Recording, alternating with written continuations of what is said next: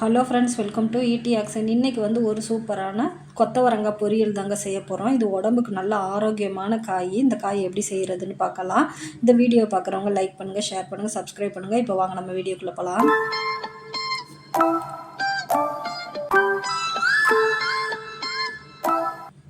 இப்போ கொத்தவரங்காய் பொரியல் செய்கிறதுக்கு வந்து நான் ஒரு 300 கிராம் அளவுக்கு எடுத்திருக்கேங்க கொத்தவரங்காய். இது வந்து பாருங்கள், முன்னும் பின்னும் காம்பை எடுத்து கிள்ளிட்டு நல்லா சுத்தமாக கழுவி வச்சுருக்கேன் பாருங்கள். இந்த நம்ம எப்பயுமே கொத்தவரங்காய் வாங்கையில் வந்து நல்லா பிஞ்சு காயாக பார்த்து வாங்கணுங்க. இங்கே பாருங்கள், இப்படி உடைக்கையில் வந்து நல்லா ஒடியுது பாருங்கள். முத்தலாக வாங்கிடக்கூடாது. முத்தலாக வாங்க நம்மளுக்கு கசப்பு ரொம்ப இருக்கும், துவப்பு இருக்கும். அதனால் வந்து நல்லா பிஞ்சாகவே பார்த்து பிறக்கி எடுத்துக்கிறணுங்க. அப்போ தான் நல்லாயிருக்கும். இப்போ நம்ம வந்து பொரியல் செய்கிறதுக்கு வந்து பொடிசாக நறுக்கிடுறேன். இப்போ வந்து இந்த கொத்தவரங்காய் வந்து நம்மளுக்கு நரம்பு பிரச்சனைகளுக்கெலாம் ரொம்பவே நல்லதுன்றாங்க. இது வந்து வாரத்தில் ஒரு முறைனாச்சும் செஞ்சு சாப்பிட்றது ரொம்பவே நல்லதுங்க. இது வந்து நல்லா பிஞ்சு காயாக எடுத்துட்டோன்னா நம்மளுக்கு துவப்பு தன்மையே இருக்காது. நல்ல டேஸ்ட்டாக இருக்குங்க இது. இங்கே பாருங்கள், எல்லாமே பொடியாக நறுக்கியாச்சு. இப்போ வந்து நம்ம இதை வந்து தாளித்து விட்டுறலாங்க. இப்போ அடுப்பு ஆன் பண்ணி ஒரு பாத்திரம் வச்சுருக்கேன். இப்போ இது கூடவே வந்து ஒரு 3 டீஸ்பூன் அளவுக்கு எண்ணெய் சேர்த்துக்கிறலாங்க.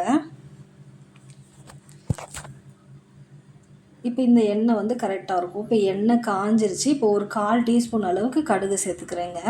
கடுகு இப்போ பொரியவும் கொஞ்சமாக சீரகம் சேர்க்குறேன். ஒரு 10 அளவுக்கு சீரகம் சேர்த்துக்கலாம். போதும், கொஞ்சம் கம்மி பண்ணியே சேர்த்துக்கலாம்.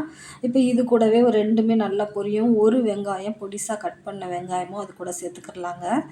சேர்த்து ஒரு கொத்து கருவேப்பிலையும் இது கூட சேர்த்துடலாம். இப்போ பச்சை மிளகாய், இது காரத்துக்கு ஏற்ற மாதிரி 2 பச்சை மிளகாய் எடுத்து 2ஆகவே கீறி சேர்க்குறேங்க. காரத்துக்கு இப்போ பச்சை மிளகா தான் சேர்க்குறேன். இப்போ இதை லைட்டாக வதக்கிக்கிறலாம். பாருங்கள், லைட்டாக வதங்கிருச்சு. இப்போ வந்து பூண்டு பல் வந்து ஒரு 3 பூண்டு பல் நல்லா பெருசாக தான் எடுத்திருக்கேன். நல்லா தட்டி சேர்த்துக்கிறலாங்க. இது கொத்தவரங்காய் கொஞ்சம் வந்து நம்மளுக்கு வாய்வுங்க. அதனால வந்து நம்ம பூண்டு கண்டிப்பாக சேர்க்கணும். இங்கே பாருங்கள், நல்லா வதங்கிருச்சு இது எல்லாமே. இப்போ நறுக்கி வச்சா நம்ம கொத்தவரங்காயும் சேர்த்துக்கிறலாம். இது ஒவ்வொரு ஊரில் ஒவ்வொரு மாதிரி சொல்லுவாங்க. நம்ம இங்கே சென்னை இதுகளில் வந்து கொத்தவரங்கான்றோம். இது வந்து மதுரை சைடெல்லாம் சீனி அவரைக்கான்னு தாங்க சொல்லுவோம். இது நல்லா பிஞ்சு காயாக வாங்கி செஞ்சோம்னா ரொம்பவே நல்லா டேஸ்ட்டாக இருக்கும். இப்போ சீனி அவரைக்காய் சேர்த்தாச்சுங்க. அதில் சேர்த்து இப்போ நல்லா கிளறி விட்டாச்சு. இந்த எண்ணெயிலே லைட்டாக கிளறி விட்டுட்டு இப்போ வந்து ஒரு 1/2 கிளாஸ் அளவுக்கு தண்ணி சேர்க்குறேங்க. இப்போ வேகிறதுக்கு இந்த தண்ணி அளவு நம்மளுக்கு கரெக்டாக இருக்கும். இப்போ வந்து உப்பு உடனே சேர்க்கக்கூடாது. கொஞ்சம் வெந்த பிறகு தான் சேர்க்கணும். இங்கே பாருங்கள், இப்போ லைட்டாக வெந்துருச்சுங்க. ஒரு 1/4 பதமாக வெந்துருச்சு. இப்போ வந்து அடுப்பு வந்து மீடியம் ஃப்ளேம்லேயே தான் வச்சு வேகுது. இப்போ உப்பு வந்து இதுக்கு வந்து ஒரு 1/4 ஸ்பூன் அளவுக்கு தாங்க சேர்க்குறேன். உப்புமே ரொம்ப இழுக்காது. இங்கே பாருங்கள், இந்த மாதிரி உப்பு போட்டு நல்லா கிளறி விட்டு திரும்பவும் மூடி வச்சிடலாம். மூடி வச்சு மீடியம் ஃப்ளேம்லேயே வேகட்டுங்க. வேகையில் அப்பப்போ நமக்கு எடுத்து கிளறி விட்டுக்க வேண்டியதுதான். இங்கே பாருங்கள், இடையில ஒரு தடவை எடுத்து கிளறி விட்றேன். இப்போ வந்து காய் எல்லாமே நல்லாவே வெந்துருச்சுங்க. இப்போ நம்மளுக்கு தண்ணி மட்டும் வற்றினா போதும். பாருங்கள், தண்ணி நல்லா வற்றி வந்துருச்சு. இந்த மாதிரி வரையில் வந்து நம்ம வந்து இது கூட வந்து தேங்காய் பூ சேர்த்துக்க போகிறோம்.